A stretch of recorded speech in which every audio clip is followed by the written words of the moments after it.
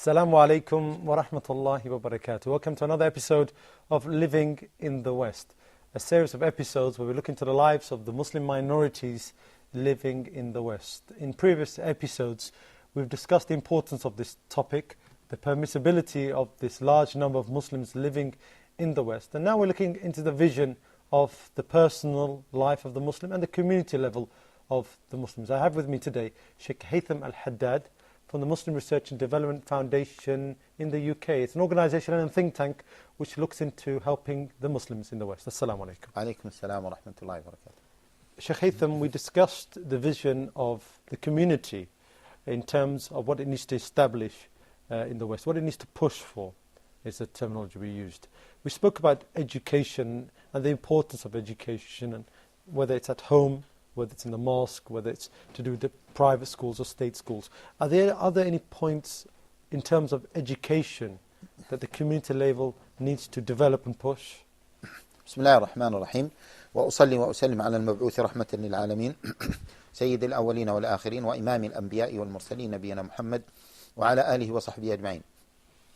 In terms of education, we said that the Muslim community should work hard towards official recognition for the Muslim community to be officially recognized, as we said.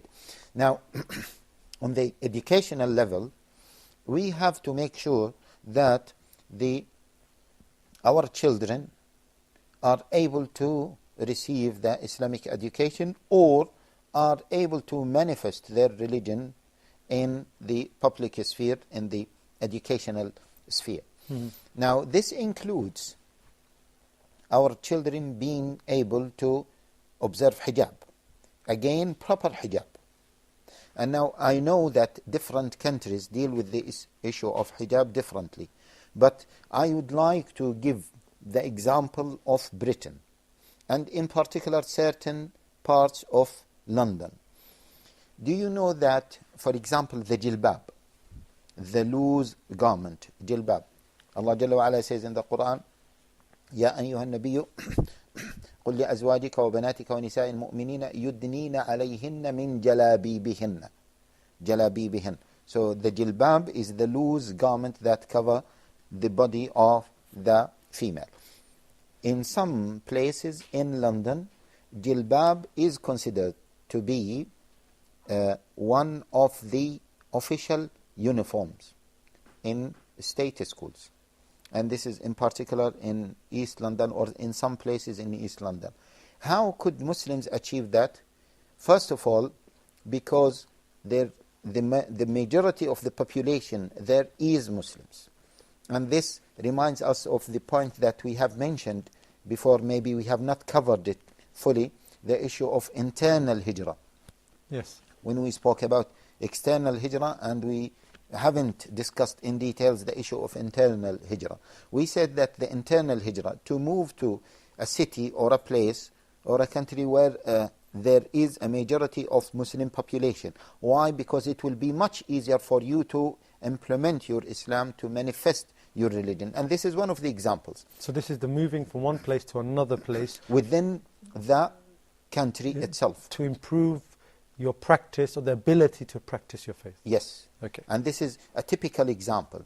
For example, in East London, the ability of Muslims to manifest their religion is far bigger than the ability of them manifesting their religion in other places. And as I said, in some schools in East London, it is the jilbab is officially recognized as a uniform, as a state uniform. In many other schools in London, especially where there is a high population of Muslims, the shirwal and qamis is recognized as an official uniform. Shirwal and qamis might be an acceptable jilbab for young children, because if it is really loose enough, it might be acceptable.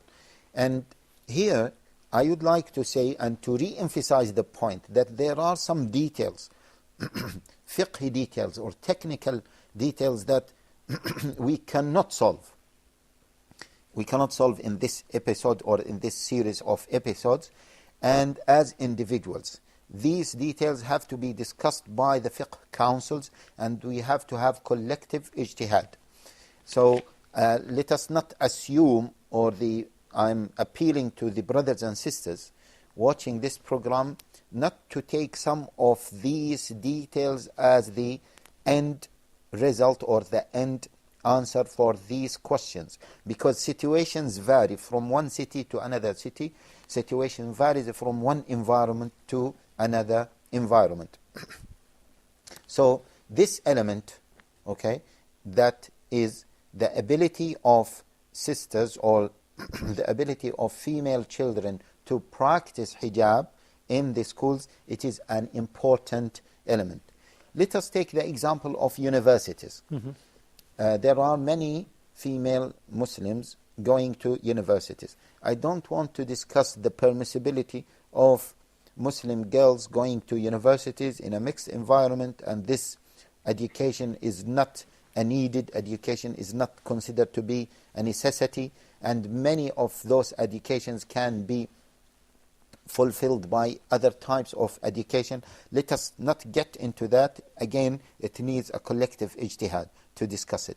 But what I am saying is that in many universities, Muslim students, Muslim female students, are unable to wear proper hijab.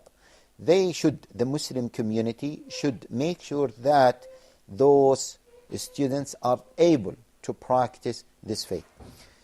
Let me give you again the British experience, that in the universities, most of the British universities, sisters are, or student females are able to wear proper hijab. And imagine in some universities, some students are wearing abaya, the very loose black garment. I'm not talking about this is the sunnah. Again, I'm not talking about this is not the sunnah, but at least this the manifestation of Islam in this way, it is a very big advantage.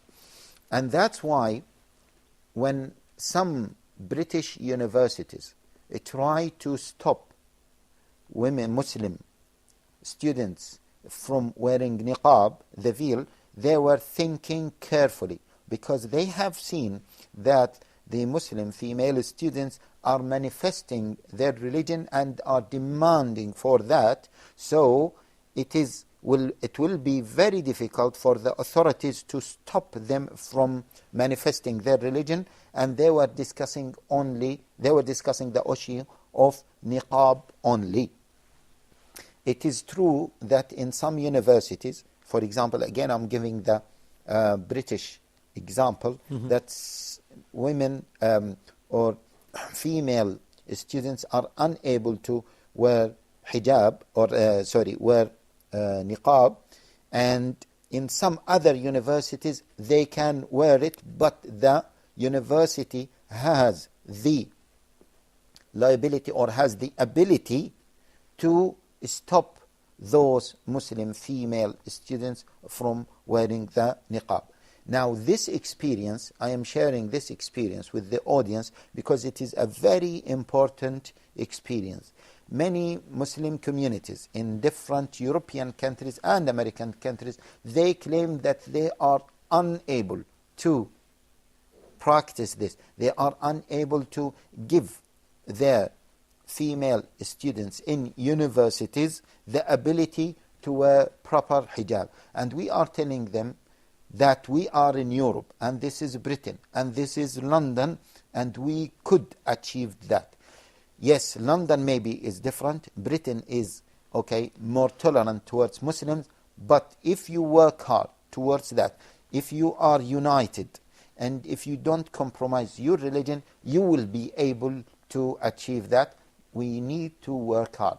Okay, now, so that's the educational part. Is there anything left in the educational part that you want to discuss? Another thing with regards to education, the issue of providing halal food for the children. We did touch upon it slightly, but the establishment of this. The establishment, the official recognition, again, the official recognition on a national level. which means that by law, firms or establishments that have a significant number of Muslim students have or has to provide halal meals for their students. We should achieve that. And in Britain, again, let me give the example of Britain because it is really a very good example. By law, if any institution has a significant number of followers of any faith, then that institution is bound to fulfill the needs, the basic needs for those followers to practice their religion. Okay, so that's why in Britain, for example, we don't have a problem with this issue of halal food. And by law, they have to clarify to the parents and the children and the student, university students, whether this meal is a halal meal, whether it has pork, or it has elements of wine. I think this is a good evidence to say that a community which has been working for some time on one particular issue can work its way. It's just that the community needs to work on all levels. Exactly. Are there any other official parts of a Muslim or the community level that needs to be pushed forward? Now, we spoke about education, we spoke about other acts in terms of workplace, the right to practice freely. Are there any other points that we need to discuss? Just let me mention one more element in terms of education because it is really a very important, which is the sex education. This is a very important one. And in many countries, the sex education is compulsory during the primary schools, during the primary time. And this sex education, some of it is okay, other parts are not okay. For example, the younger children, when you expose them, and let us be here a little bit open because we are talking about this important issue. When you expose them to the private parts of the other gender and how the private parts look like, then this is a sensitive issue. Now, many governments are pushing for this, and many governments are making this obligatory. Now, in Britain, they are trying to push this. And even if you look to the sex education in the secondary stage, it goes beyond that. Maybe sex education within the during the primary period, we can look at it in more details, and we may overlook certain elements. But definitely, sex education during the secondary period is quite dangerous. Why? Because imagine, it teaches female students how to use condom in order to protect themselves against sexual infection or sexual diseases. And in some schools, they applied this, and many non-Muslims were opposing this because they said that it is quite embarrassing for our girls to learn how to use these things. But the government is trying to push for that. So this issue, we have to work hard in order to protect our children from receiving such education. And we have also to work hard with those non-Muslim organizations who are trying to protect the morality and the basic family values within the society. So this protection, the sexual education, how to provide this protection, the community really has to provide a solution, rather, not stop this. It's providing the solution. Is that what you're saying, Sheikh? Like the community has to be proactive in looking into this and providing a solution, because sometimes it's not about being reactive. Exactly. It's about being positively reactive. Exactly. And that's why, you see, this point is a very important point, because we need thinkers, we need intellectuals, we need specialists in every sphere, and we need organizations specialized in working in special fields. For example, we need certain organizations to focus on schools, schooling, not Muslim schools but state schools, and to monitor what has been provided to our children to study.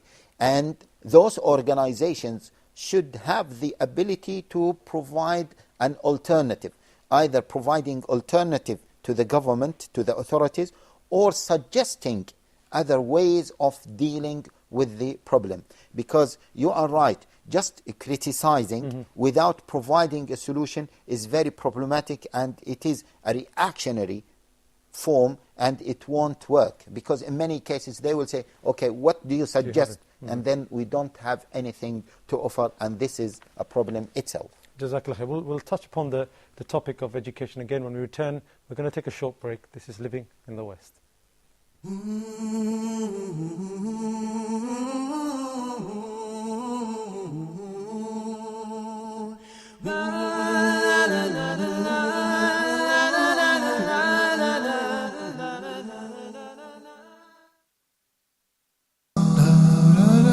Closing the Gap.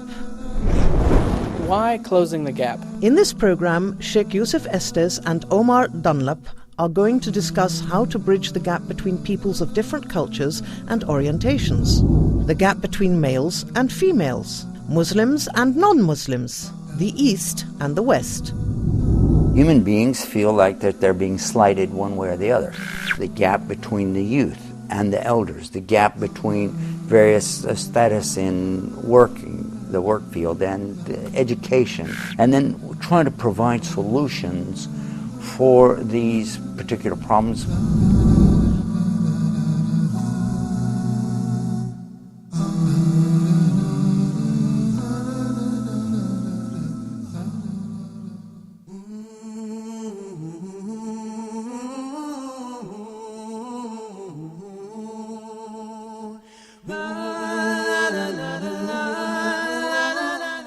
Assalamu alaikum wa rahmatullahi wa barakatuh. Welcome back to Living in the West. Just before the break, Sheikh, we spoke about the educational importance for the community to push forward, official recognition of certain parts. What other parts of the education system do we need to finalize on, Sheikh? Okay. Bismillah ar-Rahman ar-Rahim. Again, the issue of the uniform. Okay. Many people think that the issue of uniform is limited to girls at early stages of education, but this issue of uniform is continues, okay, all the way until the period of university. We touched upon that, but let me mention some other examples that are really important to understand this narrative. A student in medical colleges, okay, they are allowed to wear certain uniforms. For example, they are not allowed to wear a loose clothes, and they have to wear trousers. This is one thing. Recently, for example, in Britain, and somebody told me that it is the law in some of the European countries that if the students if the medical students attending some laboratories or some certain classes, clinical classes, or they are touching patients, they have to wear short sleeves clothes. Now, I don't want to discuss the legality of this issue and the technicality of this issue from an Islamic perspective, because it is well established that a woman should cover her arm, full of it. But the Muslim community should be able enough and should be dynamic enough to find solutions. And let me give this experience. Again, in Britain, the Muslim community or the chaplains working in some of these trusts or the hospitals, they suggested that the women can wear very long, loose clothes all the way just below the knee. It looks like a shirwal, but it is little bit more loose shirwal. It's loose, sorry. And qamis, okay, and it is little bit longer than the normal qamis. Now, I'm not saying that this is the perfect solution. I'm not saying that this is perfectly legitimate, but I'm saying that we have to be creative in finding solutions for the problems that we are facing. Okay? The other thing is the Muslim doctors in Britain, they were arguing whether wearing short sleeves is really mandatory from a medical point of view, because they say that the claim that long sleeves may bring infection is not supported by any medical evidence. No clinical evidence supports this fact. Yes, okay. And they said if it is inevitable to wear such clothes, then why don't we recommend gloves that can cover the leaves, okay, the long leaves, and the long leaves can get into the gloves, so it will look like as if the person is wearing a short sleeves. This is another suggestion. A third suggestion was that the female students, they can wear long sleeves all the way up to 7 centimeters from the wrist, okay, which is another suggestion. And they said this can be covered, or this, if it is mandatory, can be uncovered during certain times, and women are allowed to cover their full, okay, hands later on. Now, this again might be an acceptable solution. Again, I'm not saying that this is perfectly all right, but this might be an acceptable solution. Now, here, this way of thinking is very important. Why? Because you might, by suggesting certain solutions, you might include other aspects of your religion in this recommendation or this proposal. For example, this issue of wearing just very long, okay, sleeves, and just the sleeve should end a few centimeters before the beginning of the wrist. Yeah, beginning of the wrist.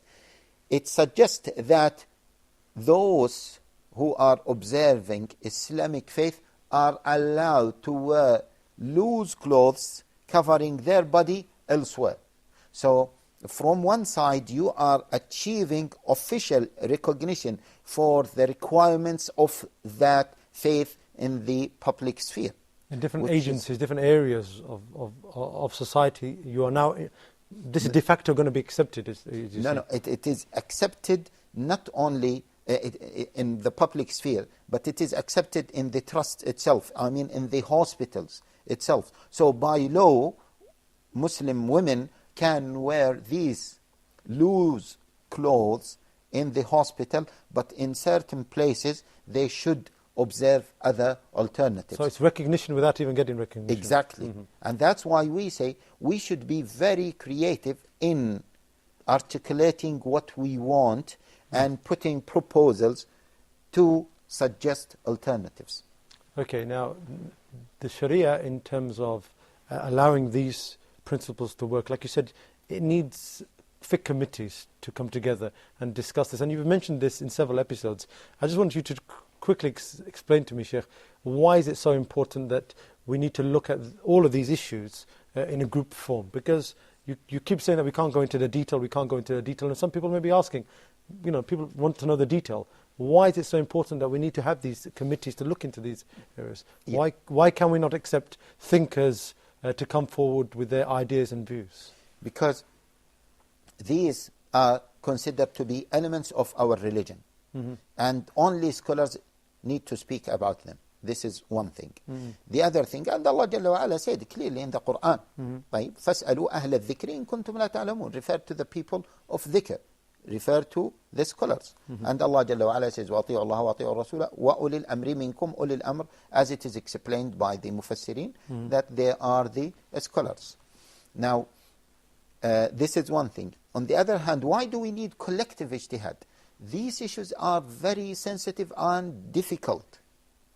No single talib ilm or a scholar even can come up with a solution for these things.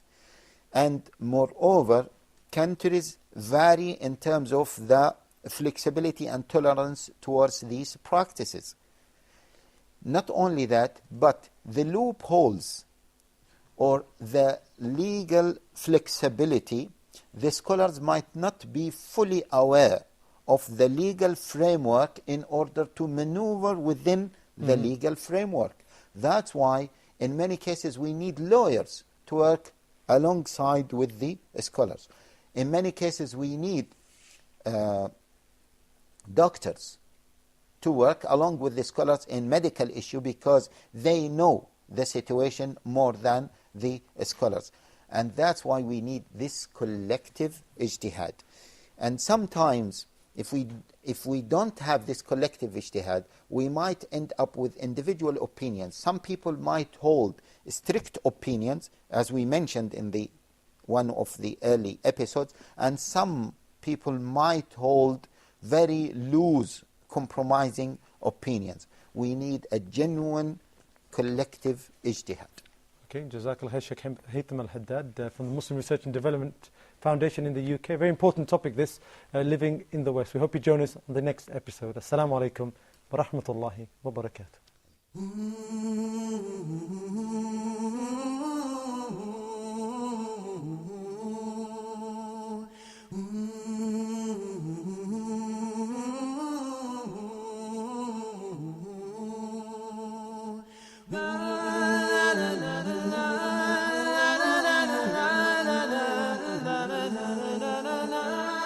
Oh